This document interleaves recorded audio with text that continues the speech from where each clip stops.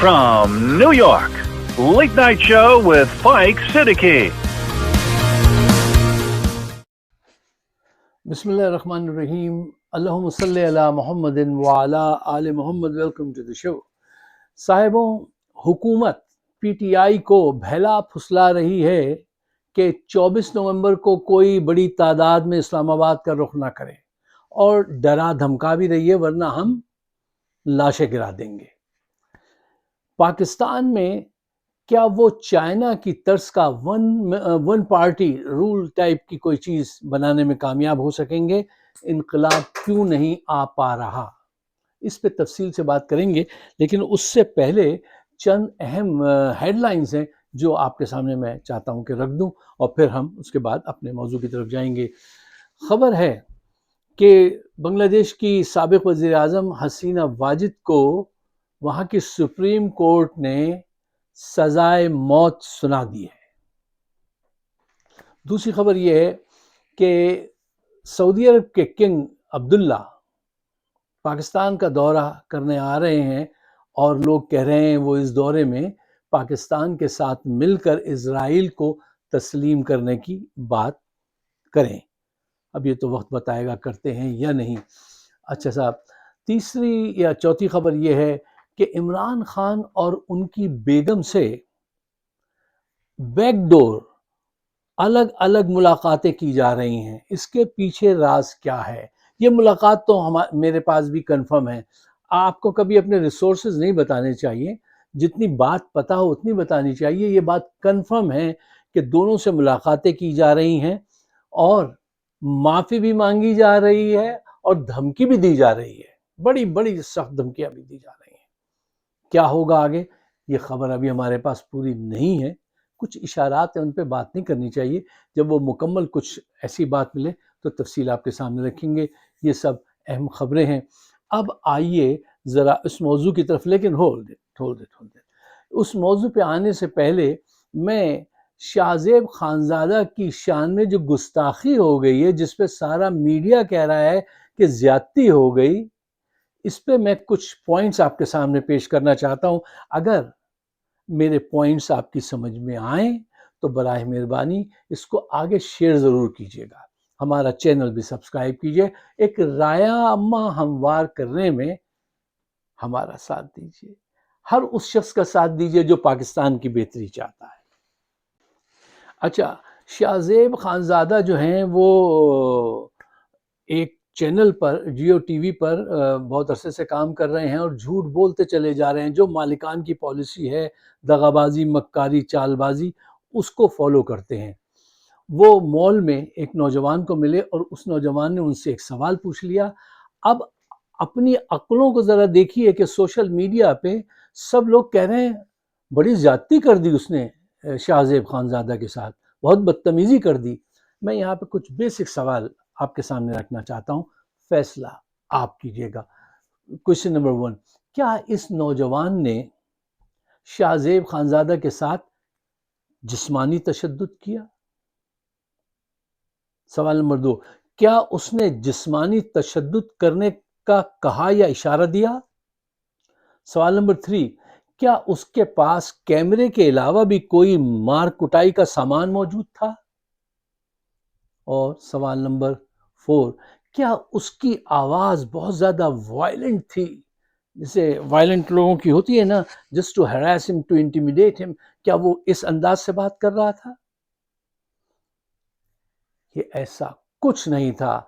Video देखिए, उस video में वो इनसे एक सवाल पूछ रहा है और एक मौके पे तो उसने अंग्रेजी में एक लाइन कही, क्या थी कि man I want to ask U A question, मैं आपसे एक सवाल पूछना चाहता हूं।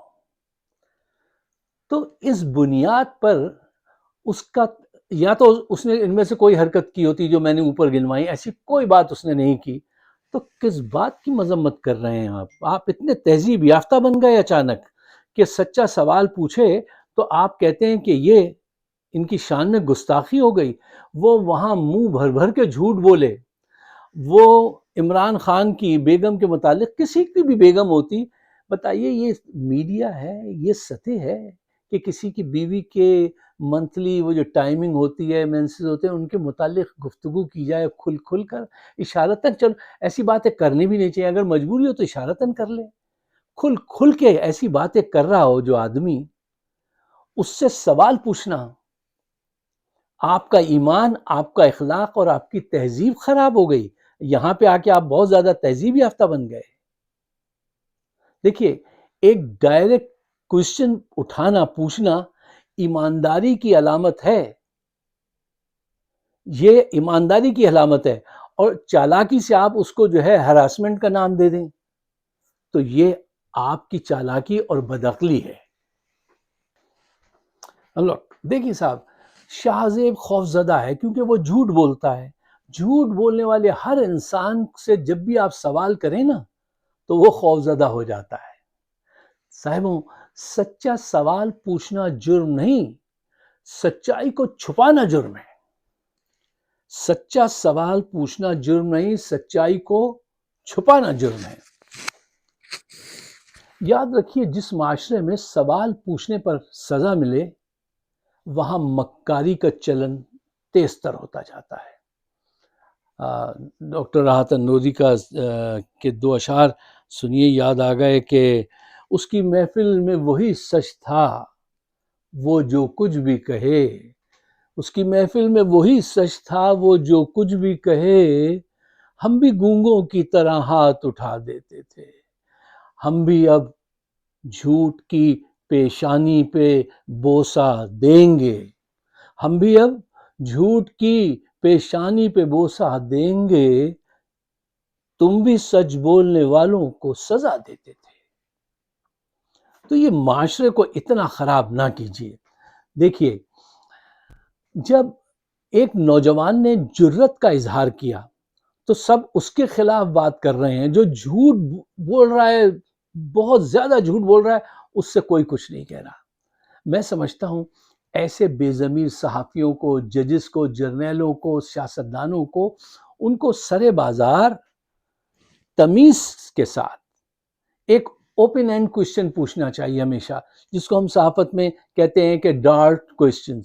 وہ کوشچن جیسے ڈارٹ آپ سمجھتے ہیں نا، کیا کہیں گے ہم اس کو اردو میں، جو ڈارٹ کا گیم ہوتا ہے یار، وہ جو تیر چھوٹا سا ہوتا ہے مارتے ہیں. ڈارٹ کوشچن بڑا وہ کنسائز، بڑا پریسائز سوال ہوتا ہے کہ وہ ایک ہی سوال. ظاہری بات ہے اگر کوئی آپ کو مال میں مل گیا یا ایئرپورٹ پہ مل گیا تو وہاں 10 سوال تو نہیں پوچھ سکتے آپ، ٹھیک ہے، تفصیل میں تو نہیں جا سکتے. صرف ایک سوال پوچھئے، اور ایسا سوال پوچھئے کہ جو اس کو جا کے عین اس جگہ لگے. اگر وہ جواب نہ بھی دے پائے یا تھوڑا سا بھی جواب دے تو وہ ایکسپوز ہو جائے.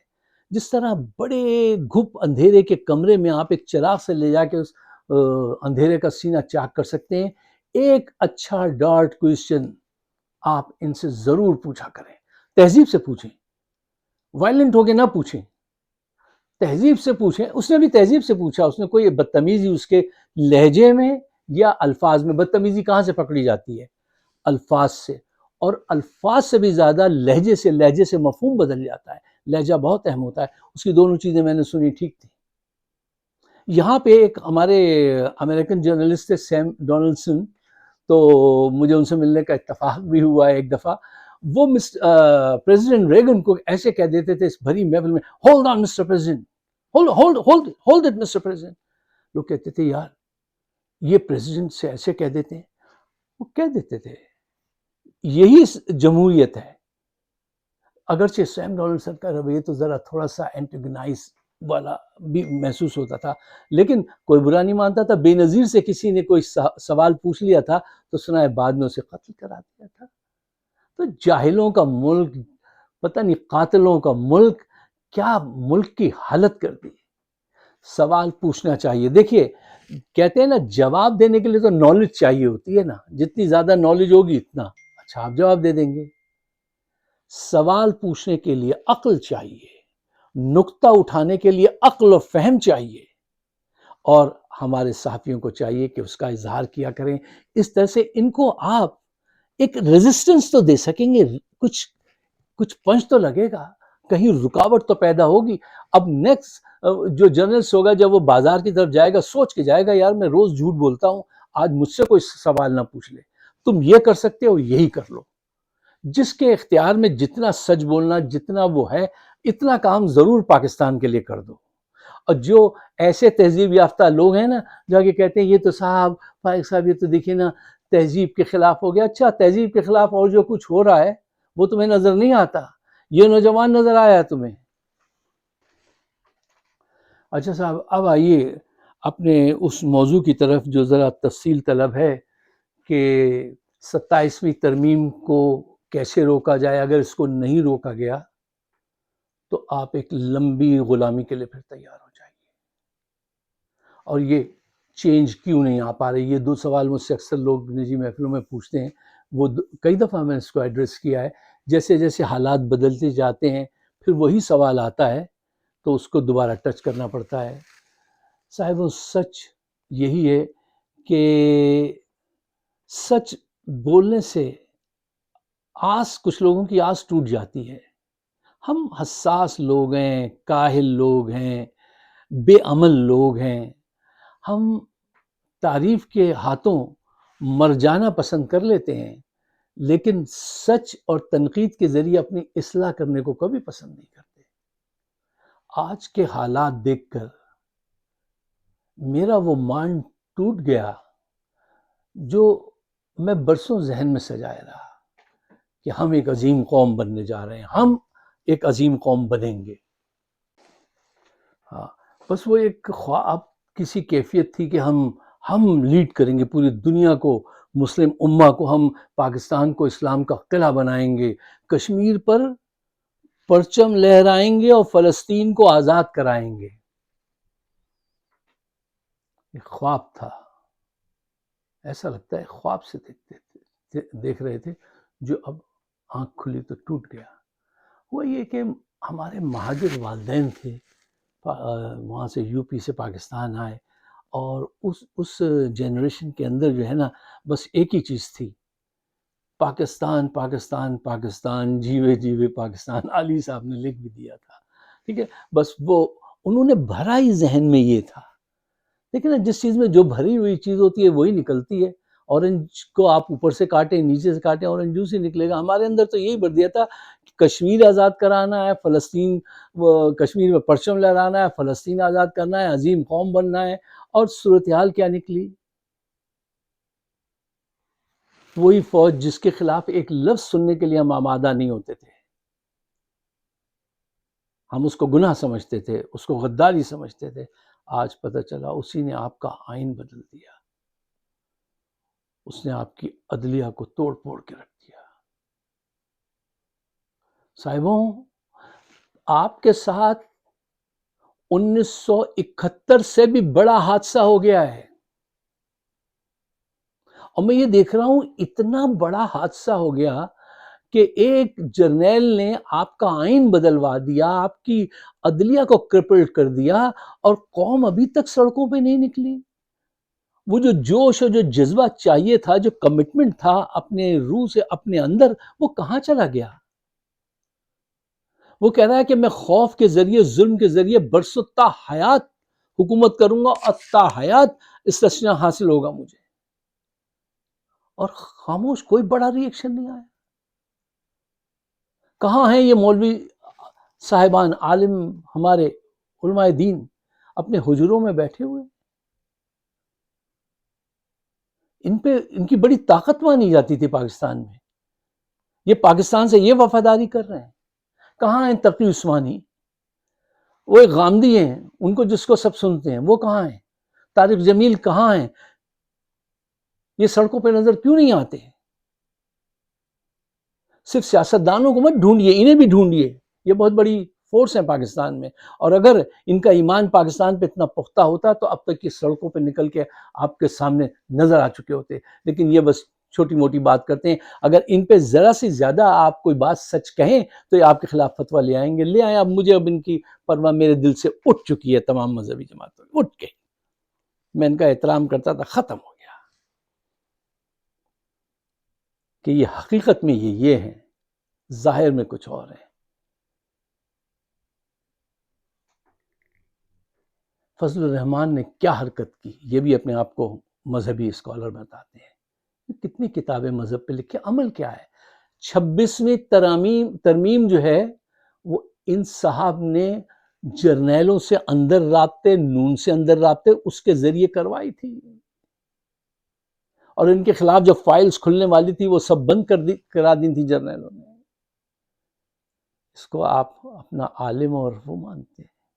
اب 27ویں میں بھی، اب 28ویں میں بھی یہ کیسے کیسے لوٹ رہے ہیں پاکستان کو، اور ہم دیکھ رہے ہیں، عوام بھی ذمہ دار ہے. اتنا بڑا حادثہ ہو گیا ہے اور اس پیمان پہ وہ جذبہ ہی نہیں نظر آتا. صاحب، ہم تبدیلی لانے کے لیے، عمران خان کی رہائی کے لیے دعا کر رہے ہیں، اور ان عدالتوں کے چکر لگاتے ہیں جہاں سے کبھی انصاف نہیں ملے گا. دیکھ لیا آپ نے، میں کب سے یہ کہتا آ رہا ہوں، ان عدالتوں سے تمہیں کچھ نہیں ملے گا. اس نے توڑ پھوڑ کے رکھ دی تمہاری ساری عدالتیں. اب بھی ان سے امید ہے کیا؟ انقلاب، تبدیلی لانے کے لیے کمٹمنٹ چاہیے، وہ لیڈرشپ چاہیے جو قربانی دینا جانتی ہو. اب یہ ایک لمبی بات ہو جائے گی، اس کو میں شارٹ کرتا ہوں. 3-4 پوائنٹس لیجئے، اس کو ڈسکس ضرور کیجئے گا، سوچئے گا ان پہ. دیکھیے، تبدیلی لانے کے لیے اسٹیپ فاسٹ ہونا، طوفان میں کھڑے رہنے کا جذبہ پیدا ہونا چاہیے. جب تیز ہوائیں چل رہی ہوں، یا تو کونے سے پولیس کو آتے ہوئے دیکھا اور بھاگ گئے. پوائنٹ نمبر 2، آپ اپنی زندگی میں نہ اپنے وقت کی نہ اپنی دولت کی کسی چیز کی قربانی دینا گوارا نہیں کرتے، صرف سوشل میڈیا پہ انجوائے کر رہے ہیں. کیا کہتے ہیں، کی بورڈ واریر بنے ہوئے، بس وہاں سے روز جو ہے کوئی لوگ ایسے بھی ہیں جو آپ کی مزے کے لیے 3 ویڈیو کر دیتے ہیں دن میں، جو خبر اتنی اچھالنے کی نہیں ہوتی اس کو بھی اچھال لیتے ہیں، وہ آپ کو انٹرٹین کر دیتے ہیں. یہ انٹرٹینمنٹ کے ذریعے انقلاب آئے گا کیا؟ پوائنٹ نمبر 3، دیکھو، چینج جو ہے وہ بغیر اسٹرگل کے نہیں آتی. انقلاب بغیر اسٹرگل کے نہیں آتا. انقلاب کا تو لفظ پاکستان میں یوز نہیں کرنا چاہیے، صرف چینج، تبدیلی کی بات کر لیجئے.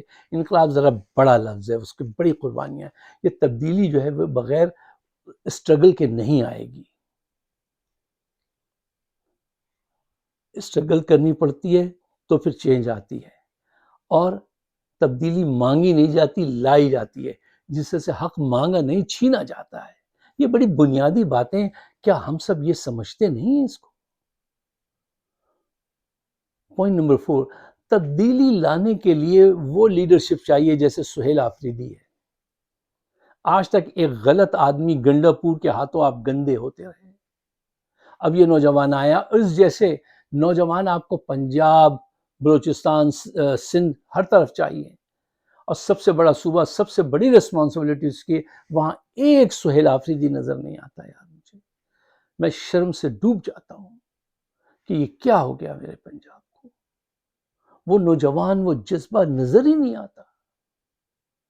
کہاں کھو گئے سب لوگ؟ تاریخ میں لکھا جائے گا، یہ سارے دن گنے جائیں گے. قیادت ہی نہیں ہے سہیل آفریدی جیسی کسی دوسرے صوبے میں. پوائنٹ نمبر 5، آپ کی تحریک میں سامنے بزدل اور اوپر کرپٹ لوگ آپ کی قیادت میں بیٹھے ہوئے ہیں، اور مقابلہ کس سے ہے؟ انتہائی شاطر، خوفزدہ انسان سے. اور خوفزدہ انسان جو ہوتا ہے وہ بہت جلدی اسٹیپ لیتا ہے، اور بہت ڈراسٹک، بہت خطرناک اسٹیپ لیتا ہے.